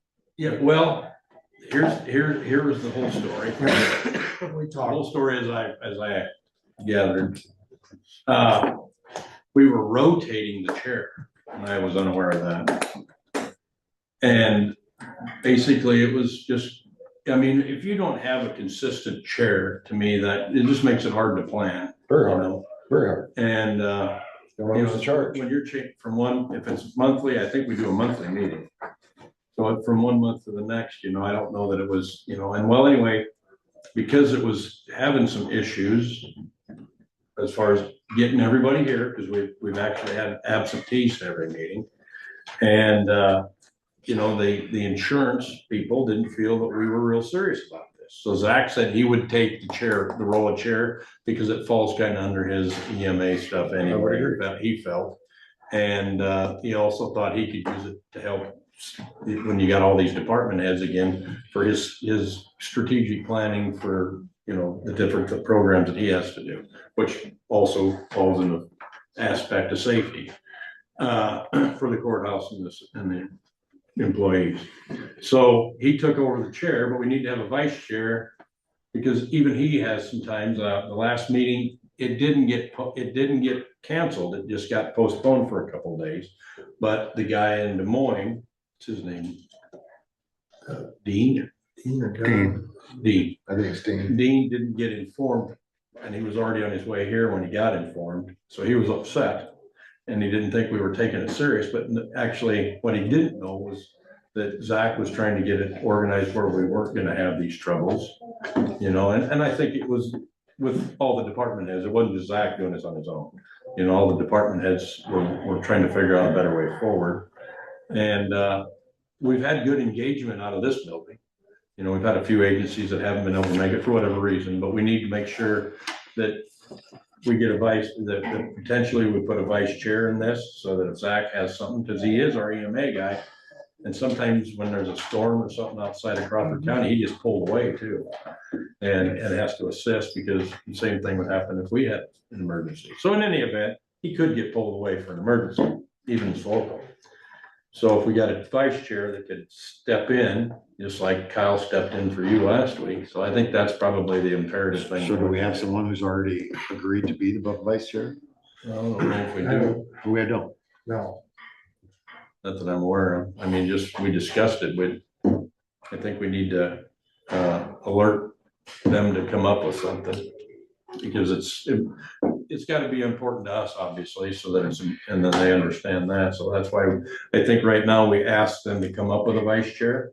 The safety committee. Yeah, ask them to come up with it and then bring that to us and we'll just approve the committee as formed. Okay. And then, I know that from talking to Kurt Miller too, that Kurt wants to be, and Dean be invited though. Yeah. And they were invited. Right. But that, like I said, there was a mix up. And I think that's why having an alternating chair probably wasn't the best of ideas because who all do you contact? I mean, you might not know. Right. So I think this will be a little more organized. Actually, when I was talking to Kurt about it, he sounded very excited about the way we were planning it. So wait for their recommendation, vice chair. Yeah, I think we should So probably just take no action. get their recommendation that they can decide who it should be. Yeah, I like that. Well, I guess it don't matter. What would you like? I was thinking, we got, I know we talked about this yesterday, but then when you think about it, there's more than, I was thinking secondary roads, law enforcement, conservation, public health are probably our most prone to Yeah. Well, our more high risk. high risk. Yeah, high risk. I'm not trying to belittle the other departments or put them down, but the ones that are out there. Well, people running chainsaws or the ones that, like nurses that are out in other people's homes that could have falls or lifting people, stuff. And here again, there's plenty things that can go happen. wrong here too. It's just, They all need to be engaged. they all need to be engaged. But we need to make sure that our, That's More why, risk. that's why I said never mind, because when you think about it, it just really don't matter. Yeah. Everybody can get hurt from Yeah. this. I would like to see reports though, even for us. And I'd like to know if we have any, because one of the concerns with the insurance was an absence of some of the department heads that they thought should be there for darn sure, And so, I mean, maybe if people are letting us know what's happening at these meetings, bring a report to us like. Well, I'd like to see the board of supervisors invited to the safety meetings. I don't think we've ever been invited. You got an invitation? Secondary roads invited us to the one. Secondary roads has, yes, Yeah, At 8 AM, so. that's right. yeah. Now they have their own, They have their own. but they're one of our more high risk departments. And and that's just for the obvious reasons. It ain't minimizing anybody or maximizing anybody. It's- So. If you got a high risk department, I appreciate that they're doing something on their own as well, Because when we bring all the department heads together, that's not talking to the people. They're having one where they talk to their people. I mean, Terry can talk to her people, on a quick break, or, I mean, from what their normal duties are, and I mean, she's got, the people in there, Sherry's too, and then Sarah as well. I mean, that's, they aren't as hard to get, go over their safety. I mean, you can do it in every week, safety briefing, and I actually don't think that's a bad idea. In the Army, we always had safety briefings every Friday from the first sergeant and, don't drink and drive, don't swim and drink, and don't, watch what you're doing. I mean, there's nothing wrong with reminding them that you care about them when you're off duty too, right? And remind them of things that you think are important to make sure you can see the people you get to work with and appreciate every Monday morning again, So, I don't know. That should probably be the kind of things that are in there too. 10-4? Okay. Yeah, see what they recommend. or- So the safety committee is gonna come up with the vice chair. Bring us one forward. I appreciate you putting this on though. It needed to be a discussion for the. Yeah, I think there's quite a few What's that? reasons why we need this committee to actively You engage. know what the next one is? Well, otherwise it's gonna get awful expensive for us to have that insurance. That's why I For said work there's a lot of counts. reasons why we need the committee to be actively A engaged. lot of these so. reasons and a lot of welfare of our people, So the next item on the agenda is disallow, I guess, one water impoundment tax exemption. And I guess this was, read the instructions very well, I'll have to They need to go back and come up for recorrect. Abatements too. Yeah, I think the next these three things he could come up, but I know last week he said we needed this. So this was an application dated, looks like February 10th of 2026. Remember when we did those water impoundments? I think this one, It's a new one. one that missed or slipped through or something. He said something about it last week. Or arrived late or Might want to something. just call him, have him come out, because these next two things. will probably be- So we're gonna, I think. See if Paul can we just stop need- us, stop I think up. we just need to approve it. Okay. We just will need to have his professional opinion up here. Approve to not approve. Yeah. cause I signed it, I mean, Paul just started issuing these. Let's say 3 weeks ago, Right. and I sat here and signed So we've already 56, approved that. no, well, I just did this morning when it came around. I assumed it was one that I overlooked or did sign, and Paul wanted me to sign it. I didn't read through so I signed it in the approved area, but it looks like he wants to disallow it, not approve it.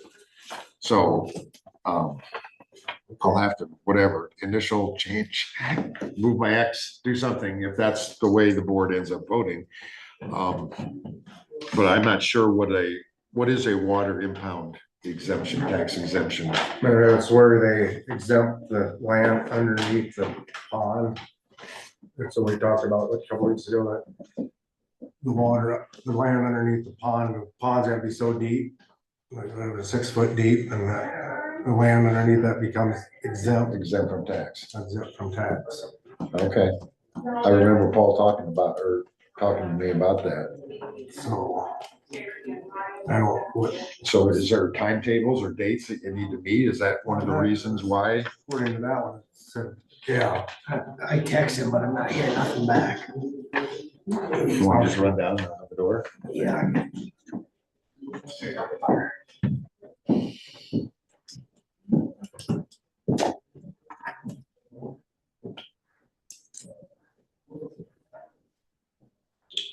Maybe Paul's not here today. Yeah, I seen him walk. Oh, okay. He's.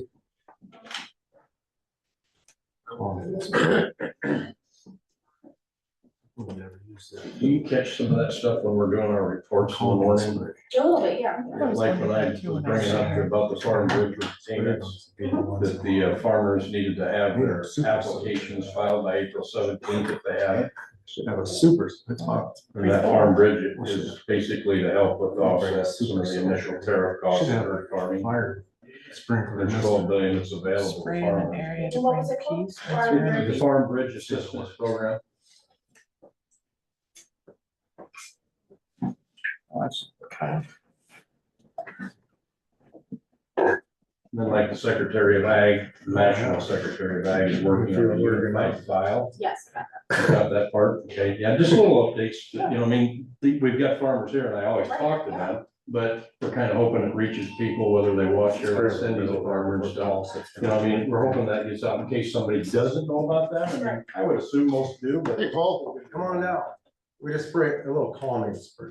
Calming spray? Especially if there's a date. We're gonna see update, the late, Is it for me? For everybody. Good, you guys can put that kind of stuff.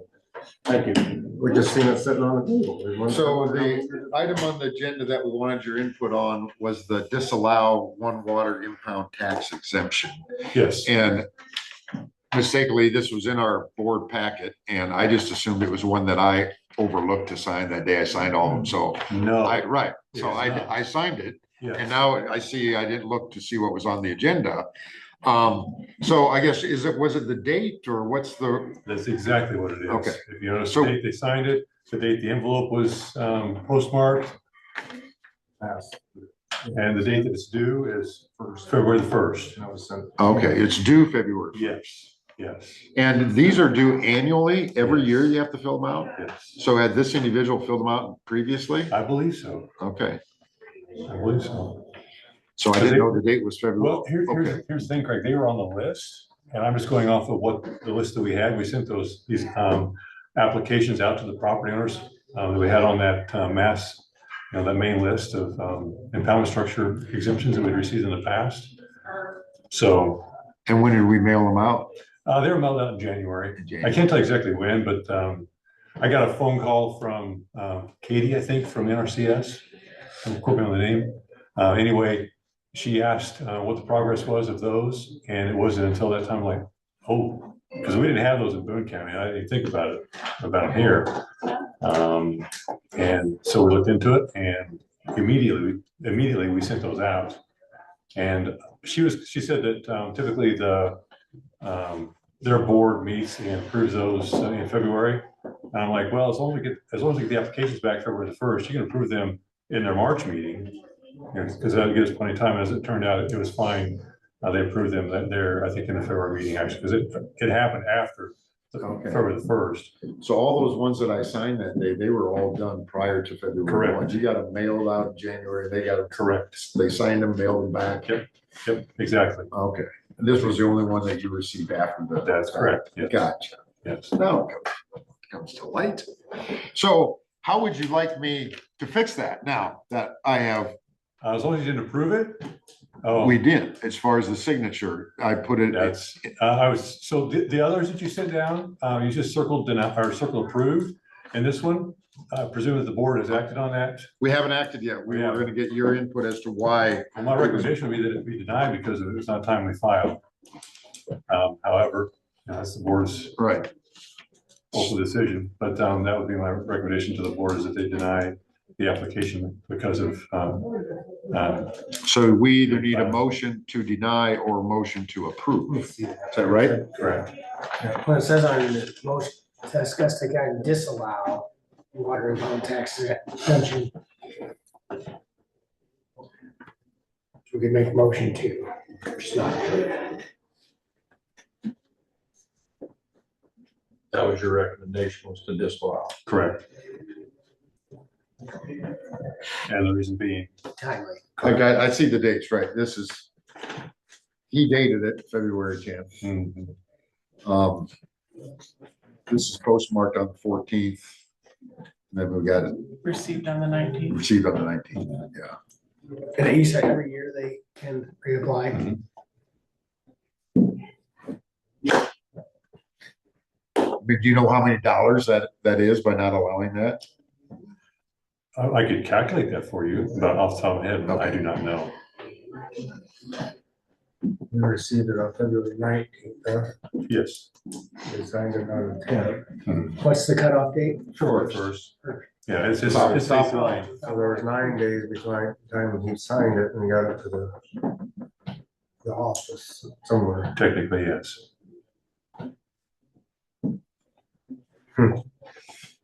And we would go off, doesn't matter to me when he signs it, he could put January the 10th on there. But we'd go off the postmark is what we would go off of. Anything we receive, we go off the postmark. Because you can backdate I anything. mean, this would be similar to somebody writing a check coming in here April 5th and say, well, I wrote a check for my property taxes clear back in January. Yeah. You have to accept it, and that's what the date on the check says. Mhm. That's not the case here, certainly it's after. Let me see that. I mean, it's similarity, I mean,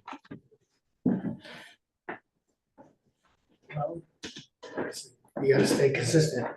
I mean, there's a reason we have dates and cut off some things, just so people get everything in a timely manner, and we're not Yeah, getting these all throughout the year. yeah, Saying, hey, you let this one slide, I was dated February 10th, what if it's dated March 10th? April 10th, you know what I mean? You just can't keep, On the application, right at the top. first sentence First step. says February 1st. pretty obvious, I mean. Yeah, I mean, unless he wants to come in and argue his point, I don't see any reason to allow. Yeah. Okay. Which I would encourage him to come in if he has a reason to argue his point. But at this point, what's in front of me, Mhm. I can't see any reason to allow. So do you want to make that into a motion? Yes, I will make that motion to disallow one water impoundment tax exemption. Second. We have a motion and a second. Any further discussion? I said I wouldn't, if someone inclines, I encourage him to come in and argue his point. Well, I think it's just sets a good precedent that there's a reason that there's timetables and timelines and Yep. dates that everybody has to abide by, and everybody, we mean everybody. Yeah, and unfortunately, if you were to open it up and allow this to occur this year, you know, what's the, guidelines moving forward? Right. It'd be different, like you say, argue your point, come in and say, look, I was in the hospital from January 15th to February 10th. I didn't get any mail. I just looked at it when I got home, when I was released. Here's my receipt from the hospital. Right. Saying I was in there. Right, something like that. Then I'm like, okay, I understand. That's something we can, work with. I can get that. Mhm. So any further discussion? No, Okay, you guys now we'll have roll call. All those in favor say aye. I, Opposed, chair votes aye, motion carries. I appreciate that he was honest though, putting his hands down, I mean, I do appreciate I that. agree. I would agree. Didn't try to lie his way through it. So next is the tax abatement. Is that something that you also can speak upon, or? These are just new homes that have been applied for and looking for the board to approve those. And then all the Signatures. statutory I requirements. believe they have, yes. Make a motion that Byron and Rhonda Wessel Gosler's new home tax abatement be approved. second. Motion and second. Any further discussion? Roll call. All those in favor say aye. Aye. Chair votes aye, motion carries. Move on to tax abatement for Bob and Monica Lally. I'll make a motion to approve. Second. Motion and a second. Further discussion? Roll call. All those in favor say aye. I, Chair votes aye, motion carries. you have the papers that you can sign or? I do not. I didn't get anything.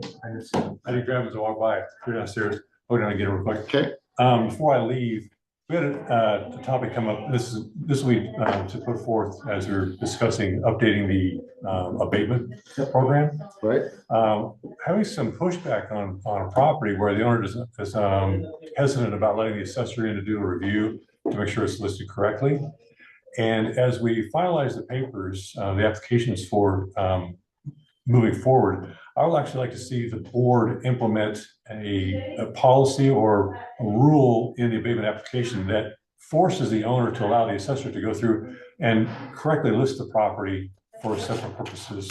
If the owner chooses not to, give the assessor the leeway to deny the application, even though there's a permit that's been pulled, you guys have approved it as far as the board's concerned. But if the owner doesn't work with the assessor to, allow us to walk through the property, to list it correctly, get the correct number of bedrooms, the correct number of bathrooms, the features in the home listed correctly, that we have the opportunity to actually deny that petition, or not the petition, but the abatement application. I think that's so fair. You want the abatement, but not allow you to go through it. Either that or you gotta take your best guess and triple it. And that's- Well, to your point, Kyle, if the owner is to assist the assessor per code in listing and valuing the property, Right. if the owner fails to assist, okay, the assessor does have the ability to place to value it and then place a 100% penalty on top of the valuation. oh, wow, okay. Now, that's in the code. I've worked in the office for more years than I care to admit to. Yeah. And have never done that Right. second part, but certainly we will list it at our best guess, without getting inside of it. But still, my goal always is to have accurate listings. Well, it just helps with the total evaluation of the county. Correct. Well, if you have to guess, I mean, You're gonna guess on the high side. yeah, okay, that's kind of where my I mind would was think. going. If I was the assessor, I guess I would guess on the high side, cautiously on the I've high side. never, and I think it's a lot of people they're mistrusting government. Yeah. And I get that. I mean, there's some days that I mistrust government, at least at the higher level. But I mean, we're trying to do this to be fair to them. And if we're doing another property in town, it's to also be fair to them again. Yeah. It's fair for everyone. What's fair for one? I is mean, fair for Paul, we're rewriting that policy Correct. with different numbers in there, so Yeah. we can easily put in a clause or Caveat. phrase or Yeah. that goes to that You can effect. write. I made notes on it last week. Oh, these are your notes. I was Yeah, curious so whose they you can were. make- You can make notes on it this week. Okay. It's your turn to And I make gotta be notes. honest, Paul, I'm still kind of on the fence whether or not Even to do it. even to do it. I mean, Even to there's do that- abatement, you mean? I mean, we're looking at property tax changes, 2% caps. Oh, boy, Dave, that's a great point. you know, it's getting harder. The more the state house talks. The more they do, the harder they make it for us to. Yeah. And then we're giving another abatement on top of being, And as a somebody that's all about the growth of Crawford County, I hate it. Yeah, we're caught between the We're just rocks. kind I'm of not saying I pinched. I don't mean, think how do we it- provide services when we can't even make the cost of living or achieve cost of living and with what we can, assuming that the bill that they're pushing right now would go through. Mhm. We won't even make cost of living. I mean, we won't be able to make that bar. So if we're abating people, I mean, we're just hurting ourselves more for the, you know, in the fairness to everybody, you know, I mean, it's. Yeah, that's an excellent point again, Still too. keep working on it, but it's gonna be a question of, what, Yeah, I just want to share, and I'll tell you that we had the same problems in Boone. And as they were rewriting their respective in the cities, as they were rewriting Ogden and Ogden Manager and the city of Boone itself, they wrote in a caveat that, you know, the owner is to allow the assessor to list the home for, you know, for the continuance of, or the approval of the tax abatement, even though it was signed by the city. You know, if the owners work with the, allow the assessor to list the property correctly, then the assessor has the ability to not apply. And until such time as they comply with that rule, then, you know, it will not be granted. Then once they comply with the rule, then they'll be given the full abatement. And you know, the thing is for the 3 years of the abatement, if that's the path they choose. I mean, if we get an accurate assessment, that's the only time that we actually get growth in our tax base, because new build, new construction, new home, period. So I mean, to be able to get the best assessment possible in fairness to them and in fairness to the county. Yeah, so this is probably an important thing to add in there. That's correct. I'll run back down and get the actual abatements. I think I'll give it to you. we need to have it also reference your Iowa code section that you sent us. Oh, as far as the timing is concerned, Yes. yeah, You sent an email in regards to that, or I need to have that reference in there as well. yeah, allowing for that 2 year period, kind of like a grace period after construction. Because there are folks out there that they go ahead, they build a house, they're not concerned about getting an abatement. And they're not thinking about 701 that, dash. or at least you're great, they're not concerned, they're worried more about what the cost of building is. Yeah. Well, I Get the think bill that, right. you know, probably, I mean, you have to look, but I think a majority of the people that are building now in our unincorporated areas are moving from incorporated areas where their tax rate is higher. So they're automatically getting a lower tax bill, even though their house is probably newer and bigger and worth more. So, but I mean, you know, they're getting a tax rate drop by just moving Out to of the the county, county. moving out of incorporated areas. So that's. You know, and that's something, Your equation. what do you know about opportunity zones? I mean, Nothing. nothing, okay. I mean, you know, there's the, Easy answer. well, I mean, I didn't know if you did. And you know, we have that, and Sergeant here on that one. we could put into the rural areas, you know, I don't know what Mr. Jepson's plans are, but I always thought that area and then down that road that we redid, or Marta.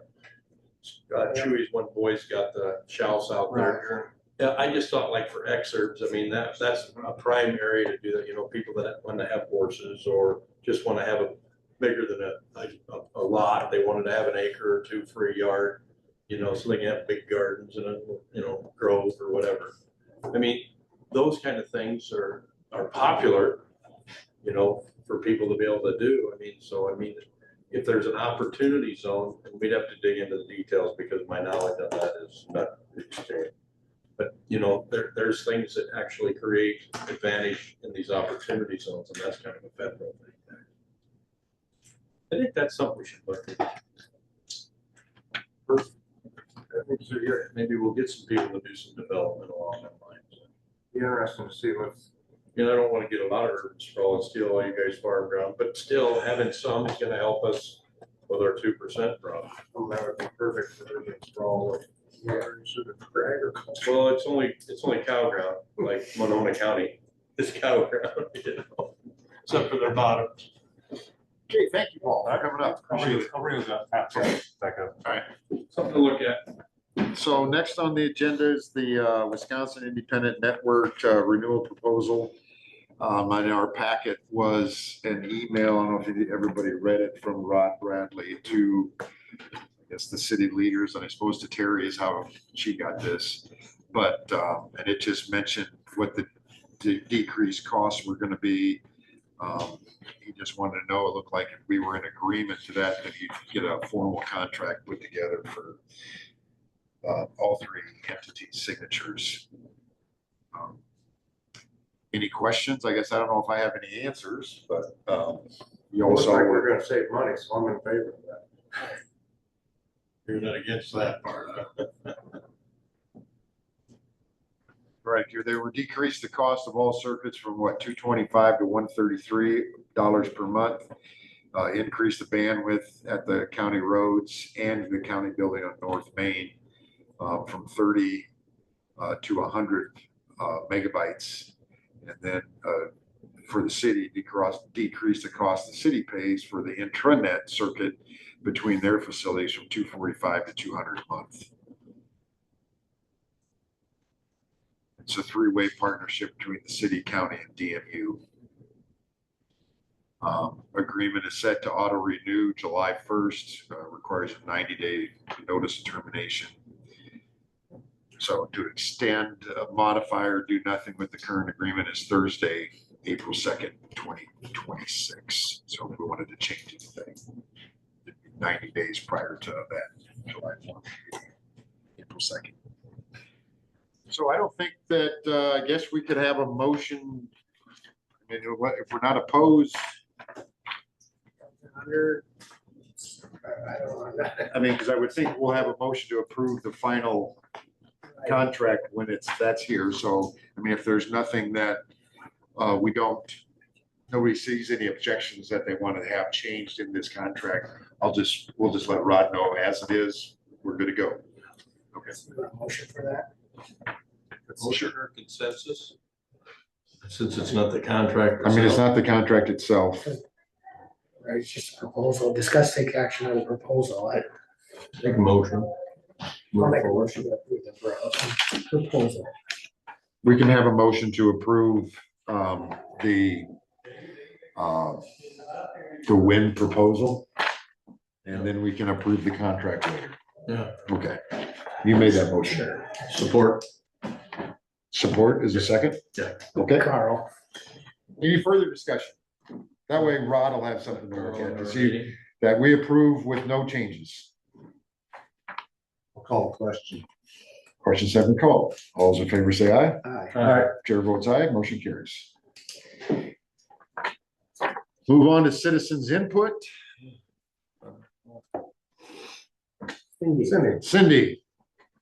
Hi, I'd like to talk just a little bit about the property tax public hearing. First of all, thank you, Kyle, for putting it out there on Facebook. I saw that too and thought it was great. What I would like to ask though is what exactly is the purpose of the meeting? I mean, I believe it's for the public to approve the levy, but how does that work? I guess the night of the public hearing, the public can come in and voice their support or dissupport of it, and the paper that you all received and everybody received in the mail is the proposed levy. We can't levy any higher, but we can levy lower than that based on public's opinion, Cindy, I guess, so. Okay, well, I was just thinking, because I looked on, I'm glad you guys published the budget on the website, the Crawford County website. But in order to talk intelligently about the budget and have questions about it, we kind of have to know what's in those different areas. Like, for example, I just have it pulled up on the screen here. I'm seeing that, like, well, Okay, let's just do, physical health and social services is going up by $200,000. Why? I mean, how can a citizen say, I just think you need to relook at this particular program, or why are we doing this, or why aren't we doing this when we don't have information about it? Does that make sense? So That I don't makes know that it would complete make, sense. I don't know that it would make a difference for me to even attend a meeting like that, because I don't have input to give you, because I don't have information on what our, I just have a feeling people are gonna come and complain, our taxes are going up, lower the levy. And you guys can't do that because in order, I don't know how to explain this differently, but I honestly don't think it'd be worth my while to come to that meeting. So I don't know if others feel the same I way. understand what you're saying, I guess, and maybe we can consult each other as a board here, maybe get something put together to try to help explain it better. I don't know. We'll have to see. I understand what you're saying though, because how can you dispute it if you don't, or support it if you don't really understand? I mean, we've never been in favor of the mailer because it really makes no sense. Unless No, you I mean, that just, I think, confuses people more than anything. A simple, this was your taxes last year, this is what they're proposing this year, would be simpler than what they put out, in my eyes, but. Have we had people in the past come to the auditor's office and ask for a breakdown of certain Yeah. funds and department heads, and so I mean, that is an option too, Cindy. okay, I guess that would be one way to do it. I just think the general public, if they come, they're just gonna complain that their taxes are going up, and you guys are gonna be, I mean, feel sorry for you, because I mean, it's a lot of different little line items on a lot of different budgets that cause it. But what are you gonna tell the people? Yeah, insurance went up, gravel went up. I don't know. So I don't know that I'll be attending just because of that. I don't know what I can contribute to it. Well, Cindy, I'd like to just add that the reason we moved it to the evening, I mean, we have it every year and we don't get a lot of turnout, you know, I mean, and this is probably, I mean, it's great input, because this might be a reason why we don't get great turnout. People go, I don't even know what to go ask them about, you know, that's a great point. But we wanted to put it in the evening, so at least you guys could zoom in, you know, you're a great participant, but we would like to be able to make it to where, you know, especially in an important issue like this, where more people had an opportunity. We was hoping more people would be home from work or could come in from chores or whatever quick to take a peek at it. I mean, even if everybody just showed up on Zoom, you know, it's like, well, it's like when we're going to NACO, that, you know, there's a lot going on when you go out there your first time. So a lot of times they recommend you just come out to see what's going on. So I mean, maybe that's what you do. And then we'll get a better idea what you guys want to see, you know, because we really don't know the answer to that, because like what you asked, because, well, we didn't see that question coming. So then we can better prepare in years to come too. Okay, well, maybe I can get some questions and just kind of basically, I might know the answers, but I'll ask you guys the questions anyway, so other people can hear the answers and learn from it. But I think it's fantastic you're doing it in the evening. I hope that works out.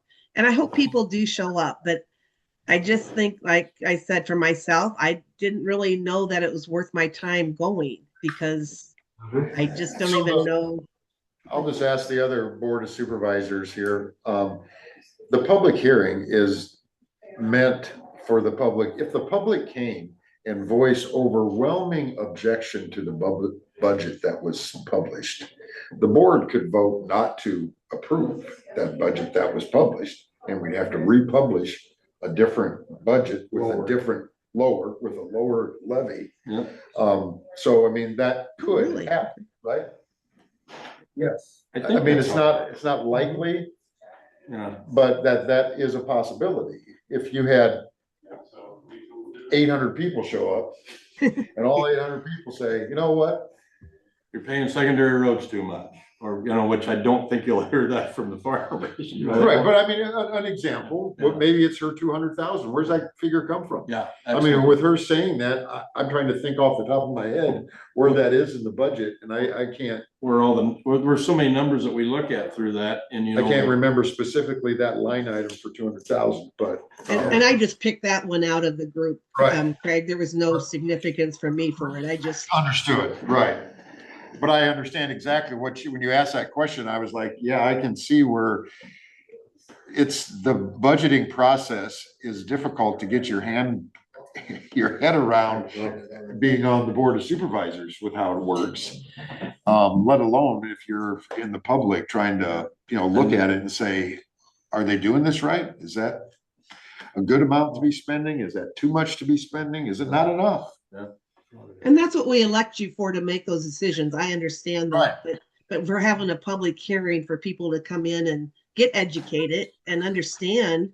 And I think if we can educate more people about where their taxes are going, you're gonna have a lot less complaints because they're gonna understand and approve it. And Well, that's maybe our even goal. say, we need to do more. I doubt it, but maybe. So anyway, that's just my 2 cents worth. Thank you. Thanks, Cindy. No, appreciate it, Cindy. I mean, I can remember reading, when I used to read the old supervisor minutes that they had, I forget how, almost 100 people show up in this very room.